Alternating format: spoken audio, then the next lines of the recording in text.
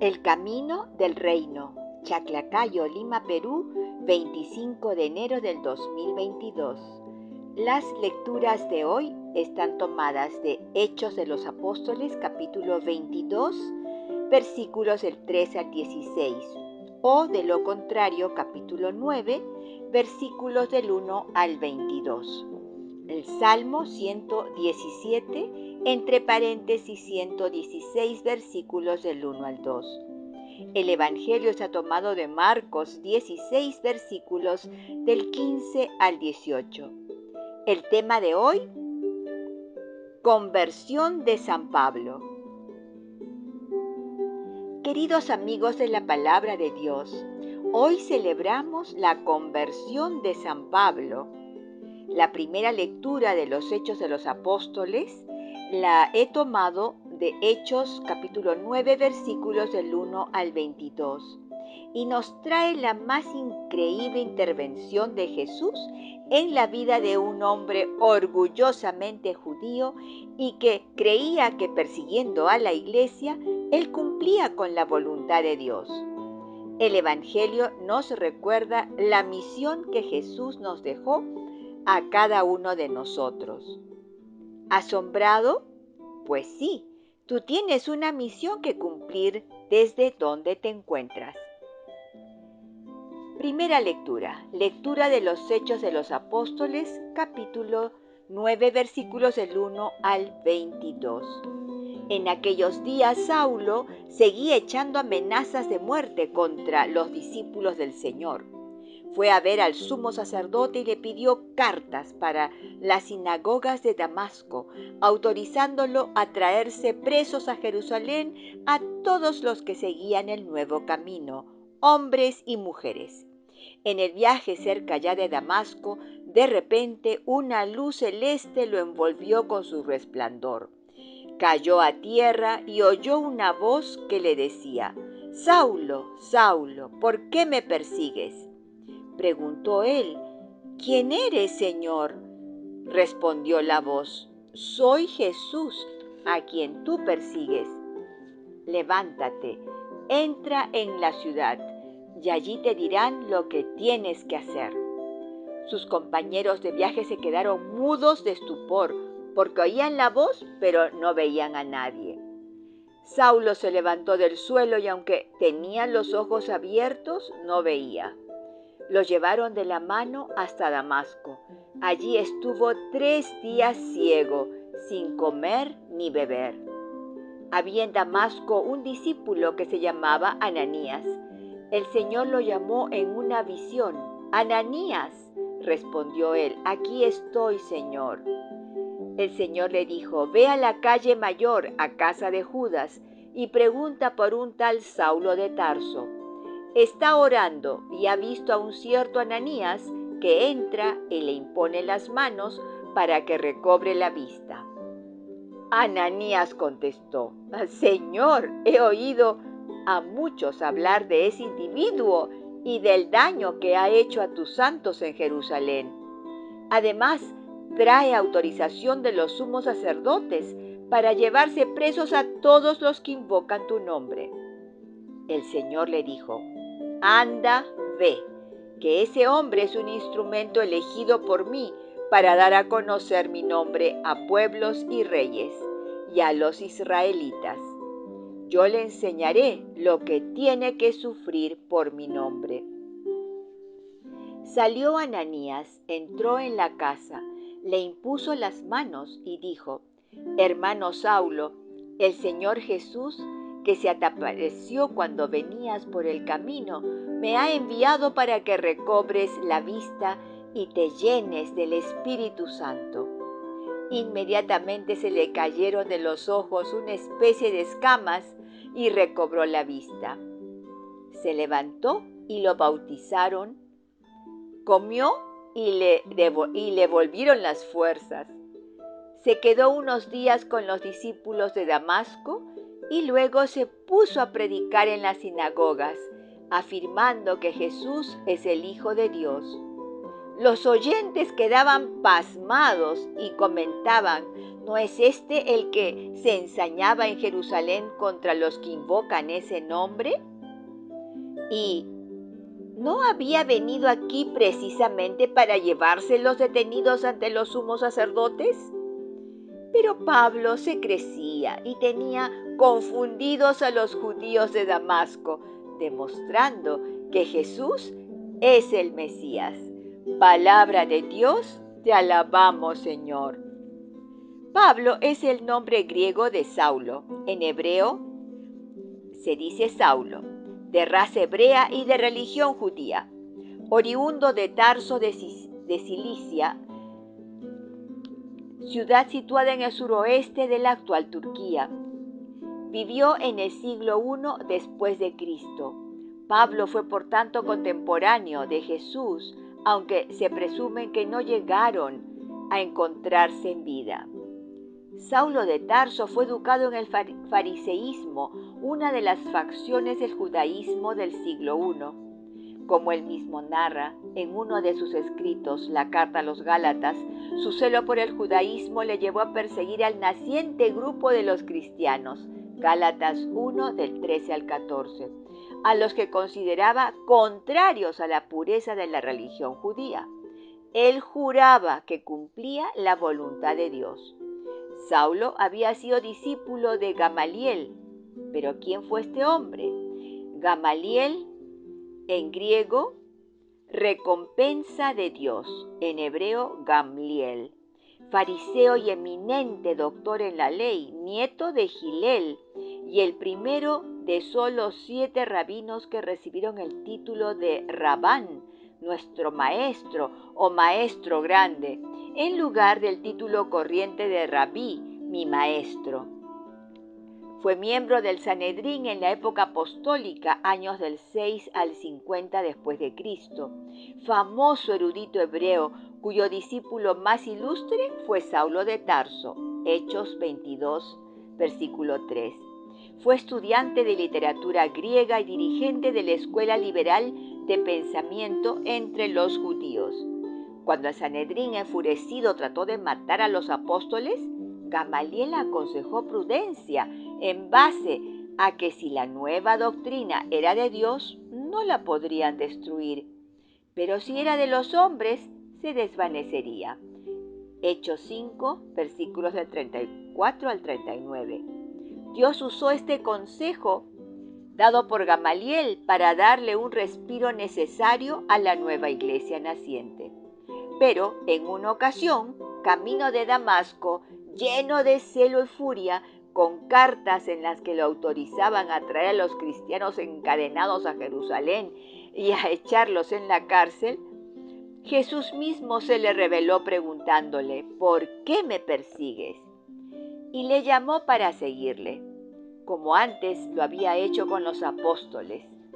Pero esta vez Saulo quedó ciego. Hechos 9, versículos del 1 al 22. ¿Y qué sabemos de Damasco? Damasco es una ciudad muy antigua de Siria, también llamada Aram, ubicada en la región de un oasis fértil al oriente de la cordillera del Antilíbano, con su pico nevado, el monte Hermón, que se levanta majestuosamente al sur-oeste. Su nombre hebreo, Damnesek, y el arameo Darmesek aparece en la Biblia en 2 Reyes 16, versículo 10. Bueno, entonces llevaron a Saulo a esta ciudad de Damasco, en donde se quedó orando por 3 días, sin comer ni beber. Mientras tanto, Jesús llamó a Ananías para que le impusiera las manos y Saulo recobrara la vista. ¿Obedeció Ananías a Jesús? Bueno, primero escuchemos quién era él. Ananías de Damasco, en hebreo Hananías, el favorito de Dios, fue un discípulo de Jesús en Damasco, que según lo narrado en el libro de los Hechos, fue enviado por Dios para curar la ceguera de Pablo y bautizarlo. San Agustín afirma que Ananías era sacerdote y en la tradición hagiográfica se lo señala como obispo de Damasco y evangelizador de Eleuterópolis. Se lo identifica también con uno de los 70 discípulos mencionados por Lucas y por tanto discípulo directo de Jesucristo. Pero cuando Jesús le dijo que se trataba de Saulo, Ananías le dijo al Señor que ni hablar, pues este hombre era un gran perseguidor de la iglesia y le hacía mucho daño. Sin embargo, Jesús lo calmó y le dijo que había elegido a Saulo para ser su instrumento evangelizador. Gracias a Dios, Ananías obedeció a Jesús y Saulo respondió a esta llamada bautizándose, tomando el nombre griego de Pablo y dedicando su vida a la difusión del Evangelio de Jesucristo.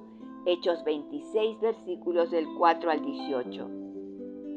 La conversión de Pablo es uno de los momentos claves de su vida, porque es precisamente entonces cuando empieza a entender lo que es la iglesia como cuerpo de Cristo. Perseguir a un cristiano es perseguir a Jesús mismo. En ese mismo pasaje, Jesús se presenta como resucitado, situación que espera a todos los hombres tras la muerte si uno sigue las huellas de Jesús mismo. Y como Señor, remarcando su carácter divino, ya que la palabra que se usa para denominar al Señor, Kyrie, se aplica en la Biblia griega a Dios mismo. Podemos decir pues que Pablo recibió el Evangelio a predicar de Jesús mismo, aunque luego, también ayudado por la gracia y la propia reflexión, supo sacar de esa primera luz muchas de las principales implicaciones del Evangelio, tanto para una mayor comprensión del misterio divino como para mostrar sus consecuencias para la condición y el obrar de los hombres sin fe y con fe en Jesucristo.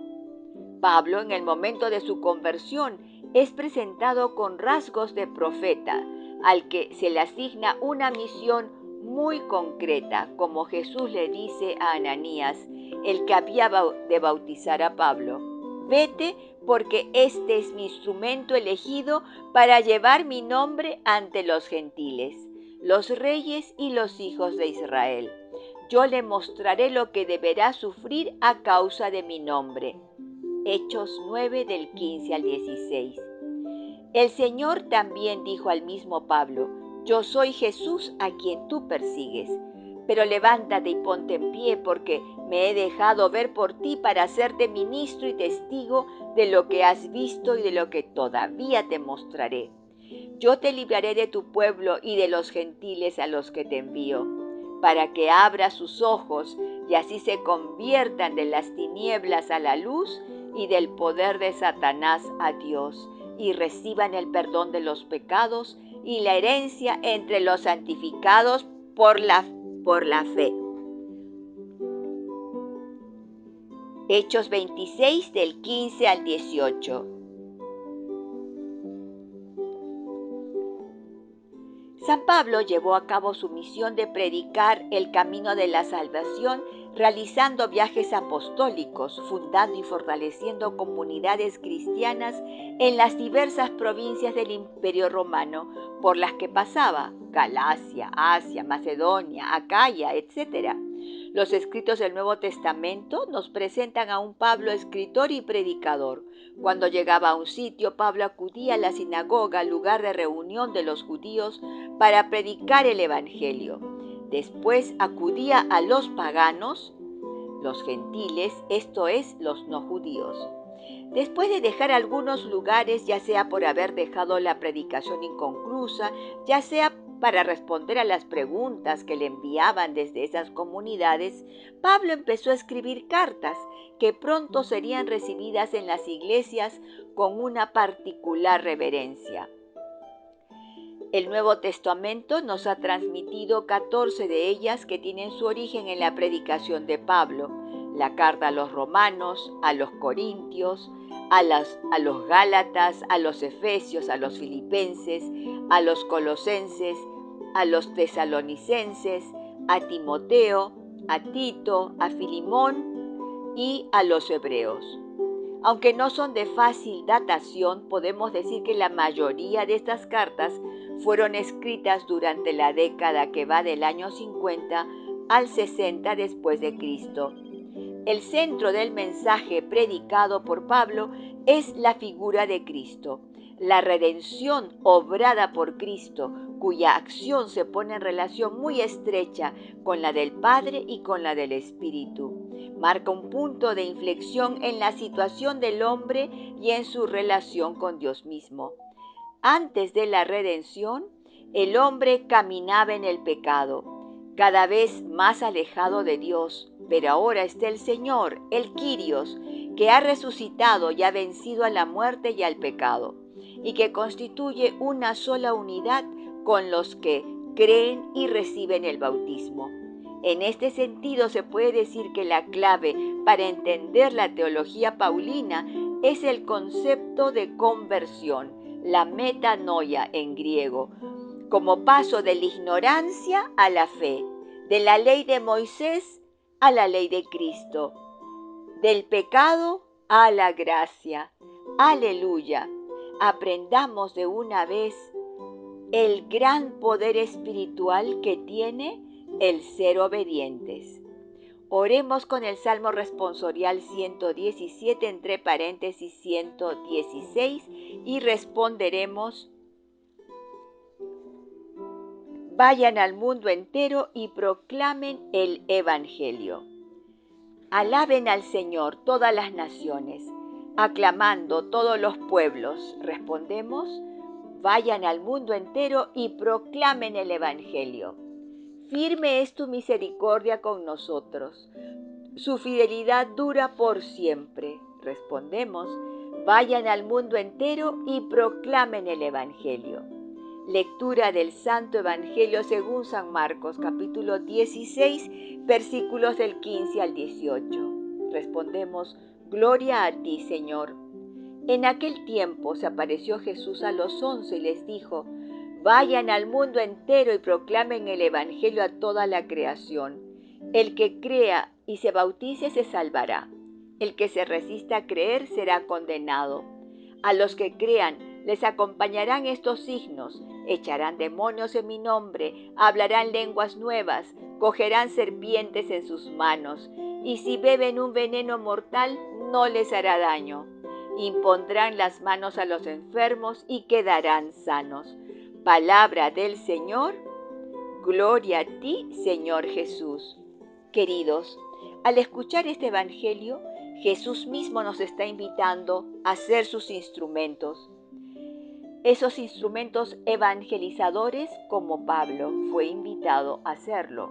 Los 11 discípulos del texto del Evangelio obedecieron, Pablo también, y por eso existe hoy la Iglesia Cristiana Católica después de 2000 años del nacimiento de Cristo. Jesús, aún siendo Hijo unigénito de Dios y Dios mismo, ¿hizo las cosas ¿Solo? No. Él siempre nos enseñó que necesitaba de nosotros. En la multiplicación de los panes, le preguntó a sus discípulos cuántos panes tenían. En las bodas de Caná, pidió a los mayordomos que llenaran con agua las tinajas de piedra. ¿Comprendes? Jesús nos necesita a cada uno de nosotros para cumplir con la misión encomendada por su Padre, de que todos nos salvemos y gocemos de su presencia por la eternidad. Aleluya. Blanca Foster, Ministerio Yo Amo la Biblia.